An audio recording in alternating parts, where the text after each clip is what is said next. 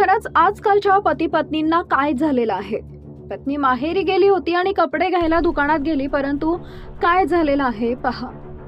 मिळालेल्या माहितीनुसार मृतक भाग्यश्री हिचे यशोदानगर ते महादेवी खोरी दरम्यान भवते लेआउट परिसरात सासर आहे, तर त्यांचं माहेर हे राजेंद्रनगर परिसरात आहे। 7 वर्षापूर्वी भाग्यश्री हिचे अक्षय लाडे सोबत लग्न झालं। त्यांना 5 वर्षाची मुलगी आहे, परंतु गेल्या काही दिवसांपासून पती पत्नींचा काही कारणावरून वाद झाला आणि पत्नी भाग्यश्री ही माहेरी गेली। त्यानंतर 1 जानेवारी रोजी रात्री भाग्यश्री ही तिच्या दुचाकीवरून सासरी कपडे घ्यायला गेली। त्यानंतर ती घरी परतलीच नाही, त्यामुळे तिच्या आईने फ्रेजरपुरा पोलीस ठाण्यात भाग्यश्री हरवल्याची तक्रार दिली। पोलिसांनी तपास सुरू करून भाग्यश्रीचा शोध घेतला। त्यावेळी तांत्रिक माहितीवरून तिच्या मोबाईलचं लोकेशन हे रेल्वे स्थानक परिसरात असल्याचं आढळून आलं।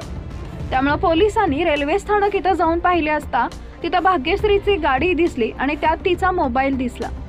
पोलिसांनी रेल्वे स्टेशन येथील सीसीटीव्ही तपासले असता तिच्या पतीनेच दुचाकी रेल्वे परिसरात लावली असल्याचं निष्पन्न झालं। याचं सीसीटीव्ही फुटेजच्या आधारे पोलिसांनी भाग्यश्रीचे प्रभू कॉलनी परिसरातील घर गाठलं, मात्र घराला कुलूप लावलेलं होतं। परंतु पोलीस कर्मचारी योगेश श्रीवास यांना शंका आल्यानं त्यांनी दाराचे कुलूप तोडले आणि घरात प्रवेश केला। त्यावेळी भाग्यश्री यांचा मृतदेह बेडरूम मध्ये आढळून आला। भाग्यश्री यांच्या मानेवर आणि पायावर चाकूने वार केल्याचे निशाण होते।